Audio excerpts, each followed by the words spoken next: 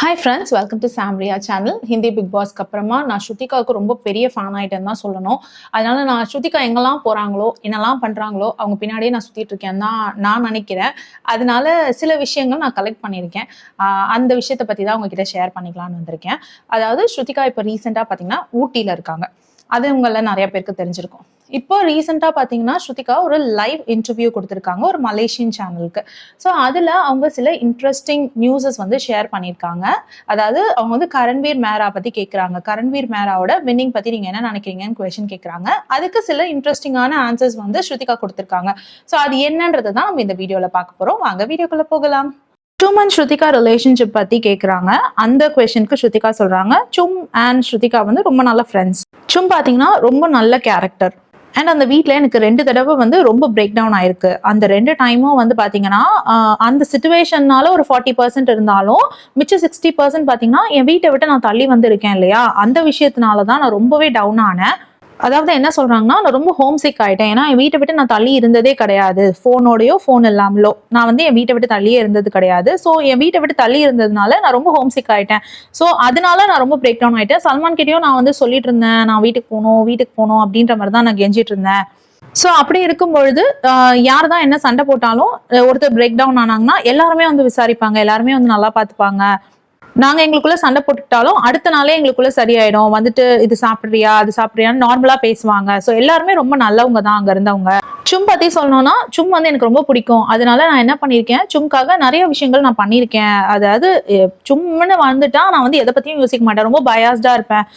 Time God பதவினா அது சும்க்கு தான், நாமினேஷன்னா நான் சும்காக விட்டு தருவேன், அப்படிதான் நான் இருந்தேன். அந்த வீட்லேயே இனிஷியலாக கனெக்ட் ஆனது சும்மும் பகாஜியும் தான் எனக்கு. ஸோ அவங்க 2 பேர்கிட்டயும் நான் ரொம்ப க்ளோஸ் ஆயிட்டேன். நான் ஒருத்தர்கிட்ட ரொம்ப க்ளோஸ் ஆயிட்டேன்னா அவங்க என்னை ஹர்ட் பண்ணாங்கன்னா என்னால் அதை தாங்கிக்க முடியாது. எனக்கு புரியுது அது அந்த சிச்சுவேஷனால தான் அவங்க வந்து அந்த மாதிரிலாம் பேசுறாங்கன்னு சொல்லிட்டு. இருந்தாலும் வந்து எனக்கு க்ளோஸ் ஆயிட்டா அவங்க வந்து என்னை ஹர்ட் பண்ணும்போது என்னால் அதை தாங்கிக்க முடியாது. அதனால தான் நான் அந்த ஸ்பேஸை யாருக்குமே கொடுக்கல, சும் பகாஜியோட நான் நிறுத்திக்கிட்டேன் அப்படின்னு சொல்றாங்க. அது மட்டும் இல்லாம பிக் பாஸ்க்கு போனதுக்கு மிகப்பெரிய காரணம் என்னன்னு பாத்தீங்கன்னா சல்மான் கான் தான். என்னால் வந்து சல்மான் கானை வேற எந்த வகையிலயும் மீட் பண்ண முடியாது. ஸோ அதனால தான் நான் வந்துட்டு அர்ஜுன் கிட்ட கேட்டேன், நான் வந்து பிக் பாஸ் போலாமான்னு சொல்லிட்டு. அவரும் வந்து ஓகே அப்படின்னு சொன்னதுனால நான் வந்து பிக் பாஸ்க்கு அப்ளை பண்ணேன். ஆக்சுவலி வந்து எனக்கு இந்த ஆப்பர்ச்சுனிட்டி தானாலாம் தேடி வரல, நான் தான் தேடி போனேன். ஏன்னா சல்மான் கானை நேர்ல பாக்குறதுக்காக.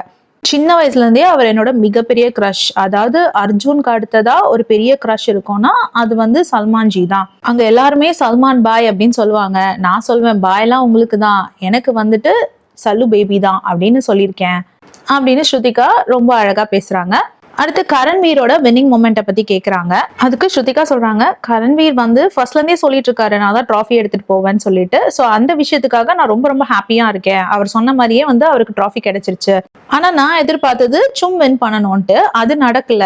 நம்ம எப்பவுமே நம்ம ஃப்ரெண்டுக்காக தானே யோசிப்போம். அந்த மாதிரி நான் சும் வின் பண்ணணும்னு நினைச்சேன். பிக் பாஸ் கிராண்ட் ஃபினாலேக்காக நான் மும்பை போயிருந்தப்போ கூட பாத்தீங்கன்னா என்ன எல்லாரும் கேட்டாங்க, சரி சும் இல்லைன்னா செகண்ட் ஆப்ஷன் யாரு அப்படின்னு கேட்டப்போ நான் விவியன்னு சொன்னேன். ஏன்னா விவியன் எப்பவுமே பிலோ த பெல்ட் பேசினதே கிடையாது. அது இல்லாம நான் வெளியே வந்தப்போ நம்மளோட ஃபேன்ஸ் எல்லாம் வந்து சில ரீல்ஸ் வீடியோஸ் எல்லாம் அனுப்பி வச்சிருந்தாங்க. அதுல பாத்தீங்கன்னா கரண் வந்து எனக்கு பின்னாடி என்னை பத்தி பேசியிருக்காருன்னு சில கிளிப்பிங்ஸ் எல்லாம் பார்த்தேன். ஸோ அதெல்லாம் பார்த்து எனக்கு கொஞ்சம் கஷ்டமா இருந்தது. ஆனா விவியன் பாத்தீங்கன்னா பின்னாடி போய் எதுவும் பேசுனது கிடையாது. அதனாலதான் நான் அவரோட நேம சொல்லியிருந்தேன். இன்ஃபேக்ட் நான் வந்து கிராண்ட் ஃபினாலேக்காக ஒரு டான்ஸ் பிராக்டிஸ்க்காக உள்ள போகும்பொழுது நான் கரண் கிட்டேயே சொல்லியிருந்தேன், நீ எனக்கு பின்னாடி நிறைய பேசியிருக்க அப்படின்ட்டு. அதனாலதான் நான் வந்து விவியனை செகண்ட் ஆப்ஷன்ல வச்சேன் அப்படின்ற மாதிரி நானே கரண் கிட்ட சொல்லிட்டேன்.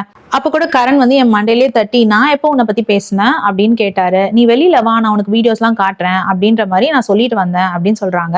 ஏன்னா இந்த விஷயம் யாரோ சொல்லி கரண்க்கு தெரியறதுக்கு முன்னாடி நான் சொல்லணும் அப்படின்னு நினைச்சேன். என்னதான் எங்க ரிலேஷன்ஷிப் டாம் அண்ட் ஜெரி ரிலேஷன்ஷிப்பா இருந்தாலும் என்னோட கரண் அண்ட் ஸ்ருதிகா பாண்டுக்கு நான் ட்ரூவா இருக்கணும்னு நினைச்சேன். அதனால மத்தவங்க வாயில சொல்லி கேட்கறதுக்கு பதிலா என் வாயாலே நான் சொல்லணும்னு நினைச்சேன். அதை நான் உள்ள போகும்பொழுதே சொல்லிட்டேன். அதுக்கப்புறம் வின் ஆகி வெளியில வந்த பிறகு நான் கரண்க்கு ஒரு மெசேஜ் அனுப்பிச்சேன், கங்க்ராச்சுலேஷன்ஸ் உன்னோட வின்னிங்க்கு. ஆனா வந்துட்டு நீ என்னை பத்தி இதெல்லாம் பேசியிருக்கேன்னு சொல்லிட்டு நாங்க வந்து வீடியோஸ் எல்லாம் ஷேர் பண்ணி நான் எல்லா விஷயத்தையும் அவர்கிட்ட சொல்லிட்டேன். அவரும் எல்லா மெசேஜையும் பார்த்துட்டு எவ்வளவு பேசுற நீ அப்படின்னு எனக்கு திருப்பி ரிப்ளை அனுப்பிச்சிருந்தாரு. அதுக்கப்புறம் சொன்னேன், சரி ஓகே நம்மளுக்குள்ள ஃபைட்லாம் முடிஞ்சு போச்சு, many many congratulations to you win பண்ணதுக்காகன்னு நான் ஒரு மெசேஜ் அனுப்பேன். வீட்டுக்குள்ள நடந்த விஷயம் எல்லாமே கேம்காக தான். ஸோ அது வந்து வீட்லயே முடிஞ்சு போச்சு. இனிமே அதை பத்தி பேச வேண்டிய அவசியம் கிடையாது. மற்றபடி எல்லாரும் எல்லாருமே ரொம்ப நல்லவங்க அப்படின்னு சொல்லிட்டு அவங்க அவினாஷை பத்தி கூட சொன்னாங்க.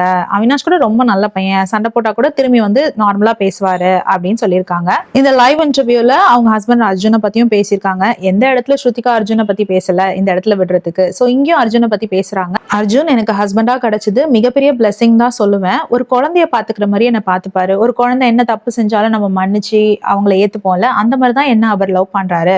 அது மட்டும் இல்லாம நான் 96 days கஷ்டப்பட்டு இருந்து வாங்கின பேரை ஒரே ஒரு நாள் வந்து தட்டிட்டு போயிட்டாரு. என்னை விட ஃபேம் வந்து அர்ஜுனுக்கு அங்க ஜாஸ்தி அப்படின்னு ஸ்ருதிகா சொல்றாங்க.